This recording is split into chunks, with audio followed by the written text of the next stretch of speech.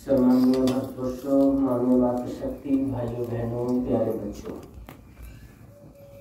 कल हमने एक चर्चा की थी कि हमारे जीवन में सुख शांति आनंद हो, उसकी हम खोज में, उसकी इच्छा को लेकर के हम संसार में काम करते हैं। और वो उसका स्रोत क्या है? तो वो है सुखस्य मूलम धर्म। सुख का मूल धर्म है। इहलोक परलोक दोनों प्रकार के सुख धर्म से ही कमाए जा सकते हैं। और धर्म क्या है?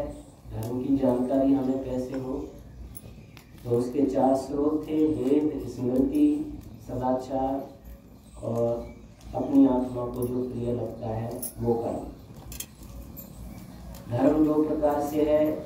एक है जो सबके लिए सामान्य बराबर है। दूसरा, जिस वर्ण जिस आश्रम में या जहाँ भी हम काम करते हैं वहाँ हमारा एक व्यक्तिगत धर्म होता है। जैसे गृहस्थ में एक पिता होता है, एक माता होती है, एक पुत्र होता है,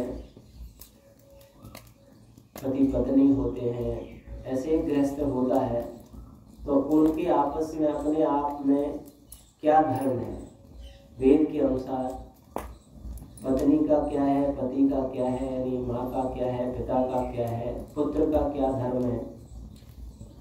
तो एक मंत्र के द्वारा ये बताया गया है। क्रम से इन पर हम चर्चा करेंगे। भाई के भाइयों के साथ, भाई बहन के साथ में क्या व्यवहार है, पति पत्नी का, पिता पुत्र का क्या आचरण सुआचरण होना चाहिए कि वो धर्म हो और उससे उन्हें शांति मिले, सुख मिले। तो एक मंत्र दिया है: अनुव्रतः पितु पुत्रो मात्रा भवतु सम्मनः जाया पत्ते मधुमतिम वाचम वत्तु शांतिमा। इसमें एक गृहस्थ के इन प्राणियों के धर्म कर्तव्य बताए गए। अनुव्रतः पितु पुत्रो, पिता अनुव्रती हो, पिता व्रती हो और पुत्र अनुव्रती हो। पिता के कुछ व्रत हो, व्रतशील हो, उनका अनुसरण अनुगमन करने वाला पुत्र हो। और मात्रा भवतु सम्मना, जो पुत्र है वो माता के समनस्क हो, मन को प्रसन्न करने वाला हो। जाया पत्नी मधुमतिम, जो पत्नी है वो पति के लिए मधुर प्रिय व्यवहार करने वाली हो। और जो पिता है यानी पति है वह ऐसा आचरण व्यवहार करे जिससे कि घर में शांति की स्थापना हो, अशांति न हो, बेचैनी न हो, उथल पुथल न हो, ऐसा उसका आचरण हो। तो वो अपने अपने धर्म में चलकर इस गृहस्थ को सुख शांति का भंडार बना सकते हैं। सबसे पहली बात, पिता उसे कहते हैं जो पालन पोषण रक्षण करता है। घर का एक स्वामी है, पालन पोषण जो करता है, धन आदि कमाता है, व्यवस्थाएं करता है, घर मकान जमीन जायदाद आदि की व्यवस्था करता है, उसको पिता कहते हैं। जो बच्चों का पालन पोषण रक्षण करता है, उसका व्यवहार है कि वो व्रती होना चाहिए। व्रती का मतलब ऐसे उसके संकल्प हो, प्रतिज्ञाएं हो, व्यवहार हो जो व्रतपूर्ण हो। जैसे महाराज दशरथ सत्य वचन के व्रती थे तो उनके पुत्र श्री राम अनुव्रती थे। जैसे पिता जो है ना व्रतपूर्ण जीवन जिया तो उनके पुत्र श्री राम ने भी उसी व्रत को अपने जीवन में धारण किया। जिस समय श्री राम बुलाए गए थे को भवन में, तो महाराज दशरथ ने कहा, बेटा राम तुम मुझे बंदी गृह में डालकर और राजगद्दी पर बैठ जाओ।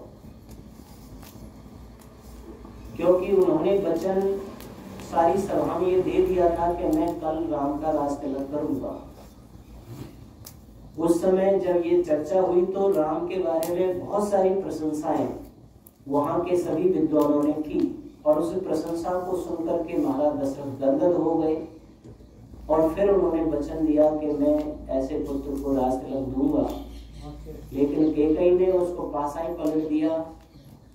तो महाराज दशरथ ने खूब अन्याय किया कि इस वरदान के लक्ष्य में दूसरा आप मांग लीजिए, मैं देने को तैयार हूँ, पर इसको मत मांगो, क्योंकि मैं वचन दे चुका हूँ, विद्वानों के सामने ये कह चुका हूँ कि मैं राम को राज तिलक दूंगा। और मेरी कुल परंपरा में ये चला आ रहा है कि जो वचन दे दिया जाता है उसको पूरा निभाया जाता है। मेरे वंशजों ने भी ये काम किया है, मेरे पिता पितामह भी यही काम करते चले आ रहे हैं।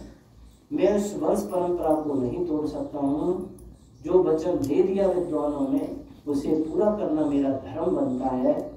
मुझे उस धर्म से तुम मत गिराओ, मुझे उस धर्म के वंचित होने से बचाओ और इसके स्थान पर दूसरा कोई वचन मांग लो। लेकिन कैकेयी जो है वो टली नहीं, धर्मधर नहीं हुई। तब फिर भी महाराज दशरथ ने राम से यही कहा कि तुम मुझे तुरंत बंदी गृह में डालकर और राजगद्दी पर बैठ जाओ, कि मैं तुम्हें राज्य देने का वचन दे चुका। लेकिन श्री राम भी, क्योंकि श्री राम ने ये जान लिया कि मेरे पिता श्री माँ को ही वचन दे चुके थे कि मैं तुम्हें तो वरदान दूंगा, और आज उन्होंने वो मांग लिए हैं, तो मुझे अपने पिता को इन वचनों की रक्षा के लिए भी पिता इस समय तो मेरे लिए जो करना चाह रहे हैं वो कुल परंपरा से इनका धर्म है, लेकिन मेरा धर्म है कि मुझे पिता को वचन भंग ना होने देना। तो उन्होंने कहा ठीक है, मैं इसी समय वन को जाऊंगा और 14 वर्ष के वन काट करके ही लौटूंगा। और जिस समय भरत आदि उनको वापस लेने के लिए गए, वशिष्ठ आदि, सुमंत्र ने, भरत ने, महाराज जनक ने, सभी ने अपने विनय किया और कैकेयी ने भी कहा मैं वो वचन वापस लेती हूँ, आप वापस अयोध्या चलो। तो श्री राम ने कहा हे माता, वो वचन आपने मुझे नहीं दिया था, पिताश्री को दिया था, और वो वचन उनके साथ ही चला गया। मैं उससे वापस नहीं होने वाला हूँ। सूर्य अपनी आभा को, तेजस्विता को छोड़ सकता है, चंद्रमा से चांदनी अलग हो सकती है, हिमालय हिम का परित्याग कर सकता है, समुद्र अपने किनारों को लांघ सकता है, पर राम ने जो वचन एक बार दे दिया उससे पीछे नहीं हो सकता, क्योंकि मेरे पिता ने वचन दिया, मेरे वंशजों ने जो दे दिया उसको निभाना ही मेरा धर्म बनता है। तो पहले तो पिता को एक व्रती होना चाहिए, अच्छा देखने वाला हो, अच्छा सुनने वाला हो, अच्छा खाने वाला हो, अच्छा व्यवहार करने वाला हो, उसके लेन देन में पवित्रता हो, उसके उठने बैठने में पवित्रता हो, उसके सभी कार्य एक आदर्श हो, पिता के सभी कार्य एक आदर्श हो, परिवार समाज राष्ट्र के लिए एक प्रेरणा देने वाले आदर्श हो, जीवन का व्यवहार हो, और फिर उस आदर्श को आगे बढ़ाने वाला पुत्र हो, जिसको कहते हैं अनुव्रतः पितु पुत्रो। और आगे जो पुत्र है वो क्या करने वाला हो, मात्रा भवतु सम्मना, माता के समनस को यानी माता को प्रसन्न करने वाला हो तो ही पुत्र है। पुत्र कहते हैं पुन्नाम नरकत्स्मा त्रायते पितरम सुता इति पुत्रः। पुत्र उसे ही कहते हैं जो अपने पितर, माता पिता दादा दादी आदि जो हैं उनको नरक से बचाता है। नरक कहते हैं दुख और दुख की सामग्री प्राप्त होना, यानी उनके जीवन से दुख की सामग्रियों को छीन लेता है और उनकी झोली में सुख और शांति आनंद भर देता है, वो सही मायने में पुत्र होता है। यहाँ माता के समनस्क होने का मतलब है जिस व्यवहार से माता प्रसन्न होती हो वो व्यवहार पुत्र को, बच्चों को अपनी माँ के साथ करना चाहिए। माता हमारे किसी व्यवहार से दुखी हो जाती हो, खिन्न हो जाती हो, परेशान बेचैन हो जाती हो, तो समझ लो हम पुत्र के कहलाने के अधिकारी नहीं है, हम अपने पुत्र धर्म से गिर रहे हैं। अब माता कैसे प्रसन्न होती है ये आप सब जानते हैं। माता प्रसन्न होती है कि बच्चा समय पर जगे, माता प्रसन्न होती है कि बच्चा सबका आदर करे, माता प्रसन्न होती है कि विद्या पढ़े, माता प्रसन्न होती है कि ये ब्रह्मचर्य का पालन करे, माता प्रसन्न होती है कि ये गलत काम ना करे, माता प्रसन्न होती है कि भाई बहनों से प्रेम से रहे, झगड़ा ना करे। माता किससे प्रसन्न होती है? वो व्यवहार पुत्र को करना है। समनस्क माँ के मन को खुश करने वाला होना चाहिए, कभी दुखी करने वाला ना हो। और कभी कोई ऐसा काम घर में बढ़ रहा है और माता से पूरा नहीं हो पा रहा है तो माँ के साथ मदद करनी चाहिए, माता के साथ हाथ बटाना चाहिए। आप माता के साथ झाड़ू भी दे सकते हैं, माता के साथ कपड़े भी धुलवा सकते हैं, माता के साथ में आप और भी कोई काम है तो वो कर सकते हैं। और थोड़ा सा भी बच्चा समर्थ हो जाए तो वो अपने काम स्वयं करे, यानी जो बच्चे अपने वस्त्र भी स्वयं धोते हैं, माता ये आप पहने दो, आप में बहुत काम है, मैं अपने कपड़े स्वयं धो लूंगा, मैं अपने लिए बाल्टी पानी अपने आप रख लूंगा, अपने आप स्नान कर लूंगा, मैं अगर भोजन भी बनने में देर हो रही है तो कोई बात नहीं माता जी आप बना लीजिए, तब तक मैं पढ़ाई कर लेता हूँ। बहुत से बच्चे ऐसे होते हैं, थोड़ी देर हुई नाश्ते के लिए भोजन के लिए तो आता लेते हैं, लड़ने लग जाते हैं, झगड़ने लग जाते हैं और बहुत सारी परेशानी खड़ी कर देते हैं। कुछ ऐसे बच्चे बड़े संतोषी होते हैं, कोई बात नहीं माता जी को बहुत सारे काम है और थोड़ी बहुत देर भी हो जाती है, मुझे कोई दिक्कत नहीं है, मैं आकर के स्कूल से कर लूंगा भोजन, अभी नहीं बना तो कोई बात नहीं। तो अपने काम स्वयं करे बच्चा, सारे टोटल काम अपने स्वयं करे, माता से कम सेवा ले, माँ खुश होगी क्योंकि उसका तो काम भी उसके पास बहुत सारे हैं। और अगर कोई चीज में देर सवेर अगर होती है तो भी माता को कोई एहसान न करे, कोई तू कह करके भी ना बोले, कभी माता से गुस्सा ना करे। माँ वो चीज होती है, दूसरा भगवान होता है, जो भगवान सारी दुनिया को पालन पोषण कर रहा है, वो तो अभी अदृश्य अव्यक्त है, हम देख नहीं पा रहे, सुन के ही पढ़ के ही हम समझ रहे हैं कि कोई भगवान माँ है जो हमारा पालन पोषण कर रही है। पर ये माँ तो जीती जागती आंखों से दिखने वाली माँ है, जो हमारे लिए बहुत सारे कष्ट सहन करती है।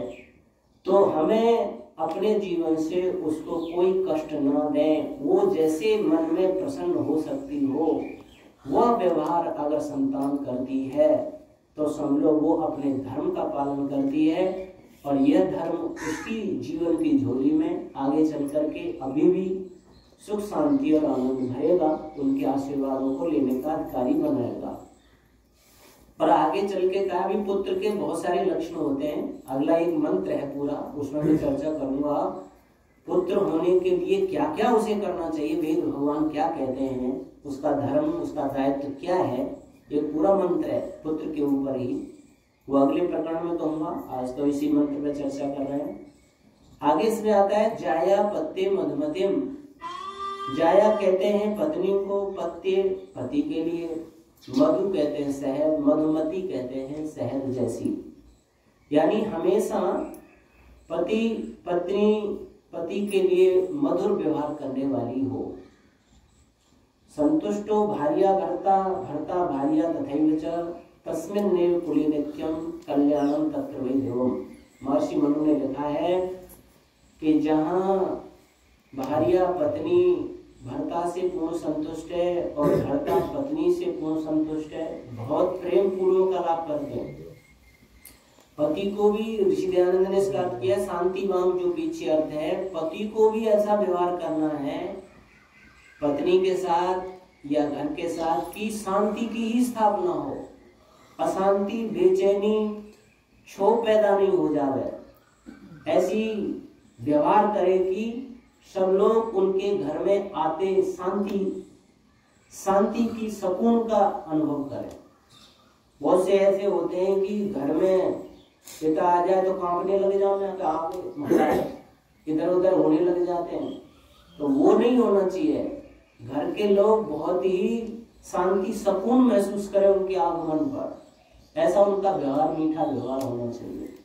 एक महात्मा आनंद स्वामी जी ने लिखा है एक जगह कि मैं एक यजमान के यहाँ पे गया तो उनके बच्चे खेल रहे थे, कभी इधर कभी उधर।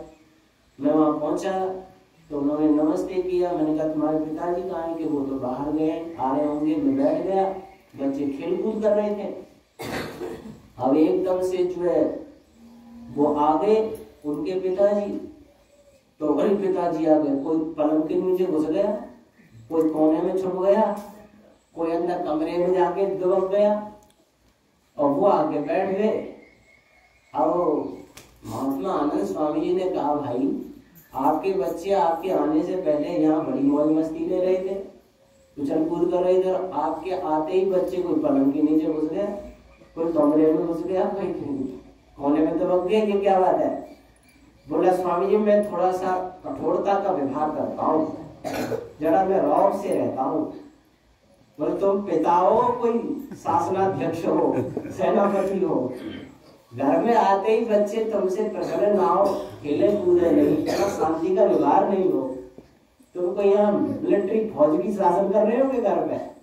तो कहने का मतलब है पत्नी मधुर व्यवहार करे, लेकिन पति को भी ऐसा व्यवहार करना है कि एकदम शांति घर में स्थापित हो, सभी लोग उनके आसपास बैठकर वार्ता करने में सुकून महसूस करें, अपने अंदर की बात कहने में अच्छा महसूस करें, कोई शंका समाधान करें, कोई प्रश्न उत्तर करें, ऐसी निशंकता उनके जीवन में हो।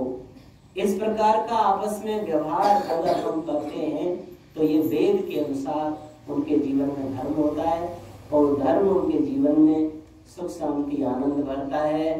अगली चर्चा पिता के क्या कर्तव्य है, माता के क्या कर्तव्य है वेद में, पुत्र के क्या हैं, भाइयों के क्या हैं, ये बारी बारी से चर्चा करेंगे। ओम शांति।